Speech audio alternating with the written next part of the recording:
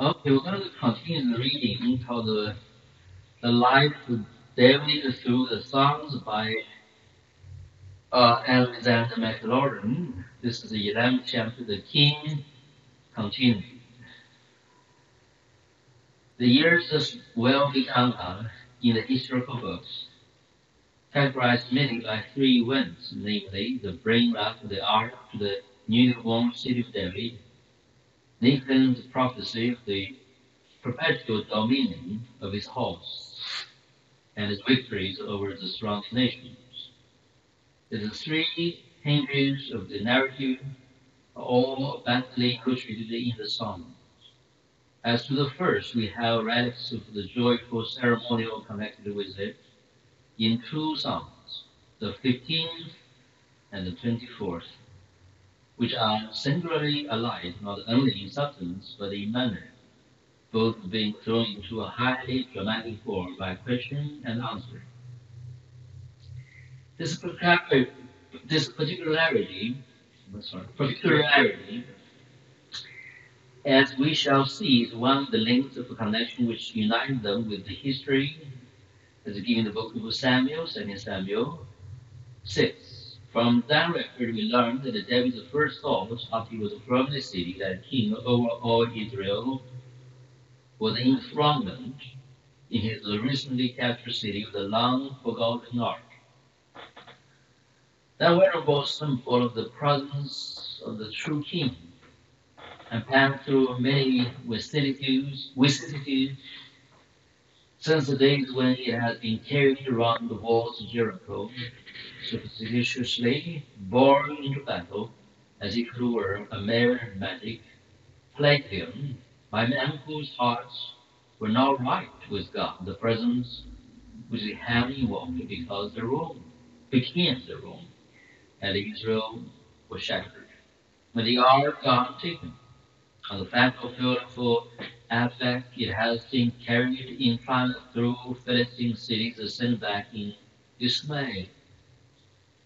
It had been welcomed with gladness by the villagers of Beth-Shemesh, who lift their eyes from their harvest work, the sword bore up the gleaming from the Philistine plain. Their rude curiosity was signally punished, and the man of Beth-Shemesh said, "Who is able to stand before this holy Lord God, and to whom shall he go out from us?" And being removed the forest and seclusion of Kiryat Jearim, the city of the woods, and there invested in the house of Abinadab upon the hill where they lay neglected and forgotten for about 70 years. During Saul's reign, they inquired not at it, and indeed the whole worship of Jehovah seems to have been decayed. David set himself to reorganize the public service of God, arrange a staff of priests and Levites with discipline choir and the orchestra, First Chronicles, that is 15, am I right? Mm-hmm. And then proceeded with the representative of the whole nation to bring out the ark from its woodland hiding place. But again, death turned gladness into dread, and with eyes of faith silenced the joyful sons. And David was afraid of the Lord that day, and said, "How shall the ark of God come unto me?" The dangerous honor followed the house of Obed Edom, then only after the blessing which follows the 3 months' stay there did he venture to carry out the purpose. The story of the actual removal of the ark to the city of David with grand ceremony need not be repeated here, nor the mocking gifts of Michelle when once loved him so fondly. Probably she bitterly resented her violent separation from the household joys that had grew up about her in her second home.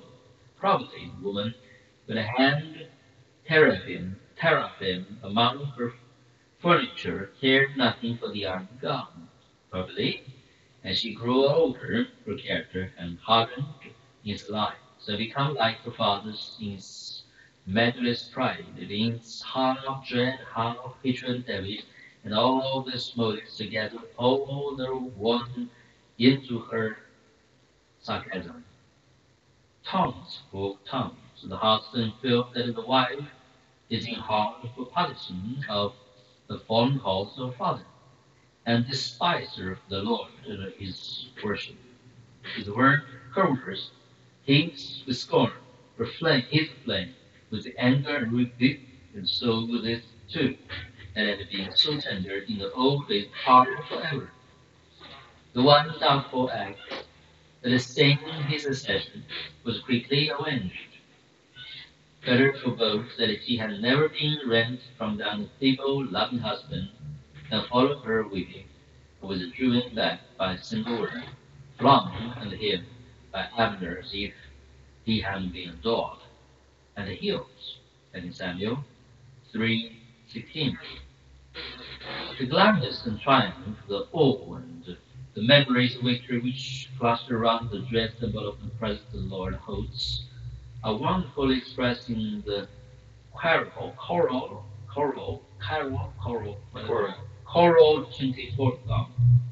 24th Psalm.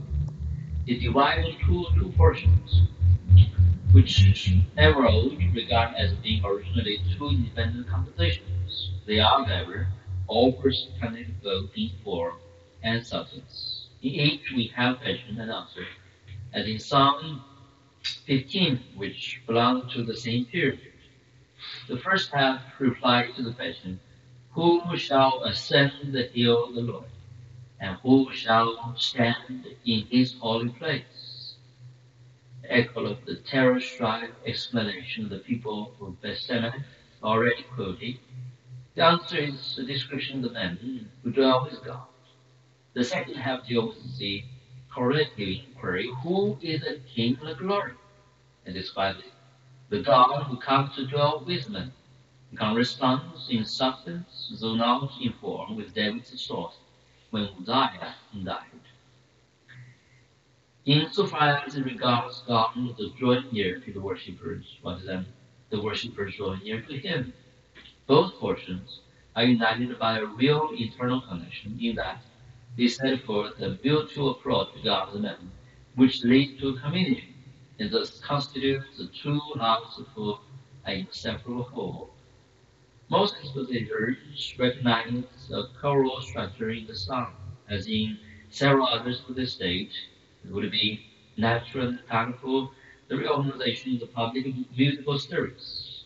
Probably we may give the key to its form by supposing it to be a processional hymn, of which the first half was to be sung during the ascent to the city of David, and the second while standing before the gates.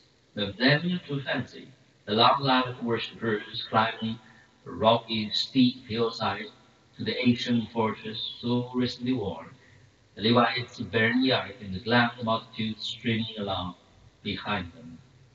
First there swells forth from all the scenery the triumphant proclamation of God's universal sovereignty. The earth is the Lord's, and the fullness thereof, the world, and they that dwell therein. For he has founded upon the sea, that is established upon the floods. It's a word noteworthy that such a thought should precede the declaration of his special dwelling in Zion. It guards unbelief from the abuses to which it was, of course, liable, the superstitions and narrowness, the contempt of all the rest of the world as God deserving, to which are its perversion in sensuous natures. If Israel came to fancy that God belonged to them, and that there was only one sacred place in all the world, it was not for want of a clear utterance to the contrary, which became more emphatic with each fresh step in the development of the specializing system under which they lived. The very ground of the peculiar relation to God and be declared in the article constituting to be all the earth is mine. Exodus 14:5. So now, when the symbolic presence to have a local habitation in the center of this national life, the psalmist laid for the foundation of the sound, the great truth that The divine presence is concentrated in Israel, not confined there, and concentrated in order that it may be diffused.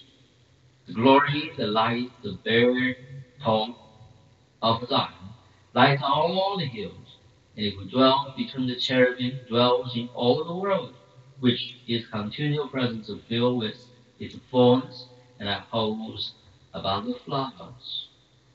Then, in decline, a single voice champions the solemn question, who shall ascend the hill of the Lord? Or who shall stand in this place of his holiness?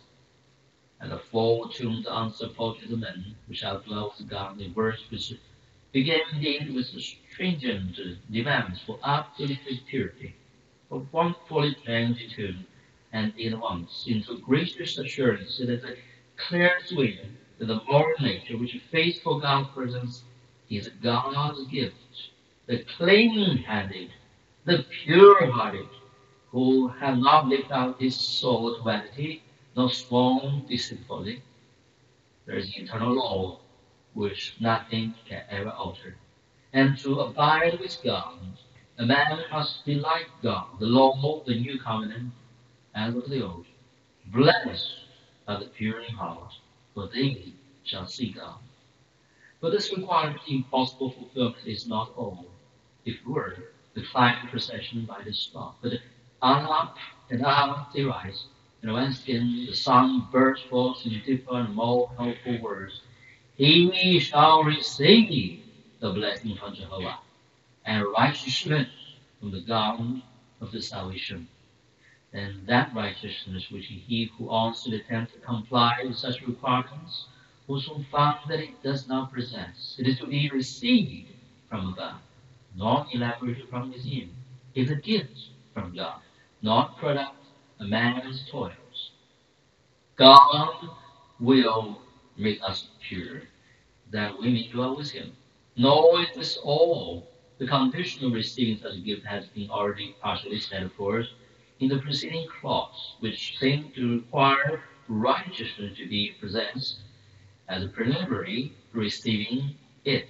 The paradox with this results is inseparable from the state's religious knowledge attained under the Mosaic law, but the last words of the answers go far beyond it and proclaim the special truth of the gospel, that is, the righteousness which faith for dwelling with God is given on the simple condition of seeking Him. Is that amazing? In line with what we shared this morning. To this declaration, the true worshippers is appended somewhat abruptly to one word, Jacob, which need neither be rendered and in the English version as the invocation, nor as in the margin, without unnecessary and improbable supplement, all gone of Jacob. But it's best regarded as in opposition with the other descriptive clauses and declaring, as we have found that we're doing already in person sounds, that the characters portrayed in them, and they only constitute the true Israel. This is the generation of them that seek him. The seek thy faith, this Jacob. And so the first question is answered. Who are the men who dwell with God? The pure, who receive righteousness, who seek him, the true Israel. Now the procession has reached the front of the ancient city on the hill to stand before the very walls, the weather-beaten gates which mere step may have passed through, and which had been barred against Israel till David's might and Jerusalem, national triumph, and black worship are wonderfully blended in the silence which ring from the lips of the Levites without. Lift up your heads, O ye gates, and be ye lifted up, ye doors that have been from of old, as if it, even the tyrant portals were too low, and the King of glory shall come in.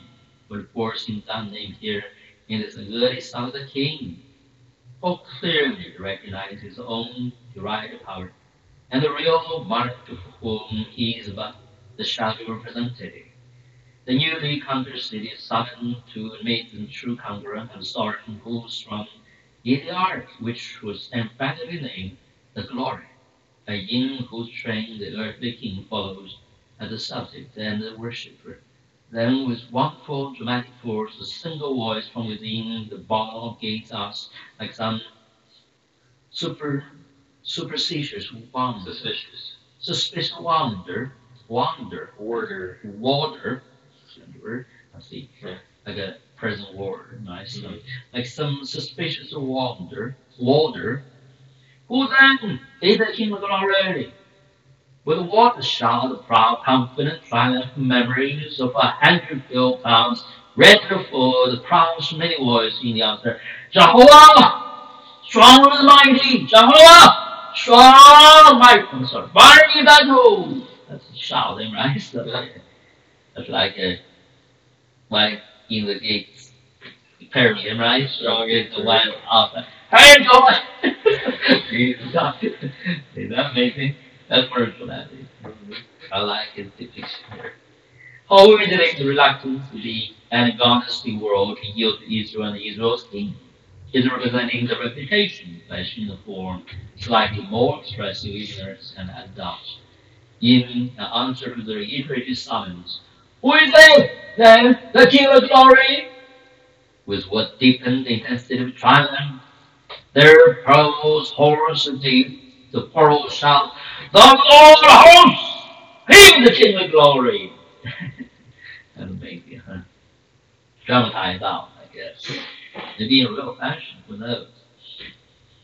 That name which sets him forth as a story of the personal, the impersonal forces of the universe, ancient, the star, the Trinity, creatures, all gathering under ranks, in battle for his service, was a comparatively new name, Israel, and brought with the source of irresistible mind to earth and heaven.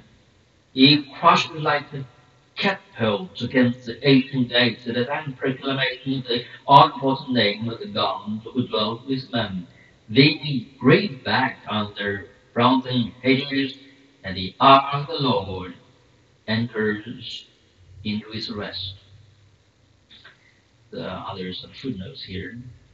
Okay.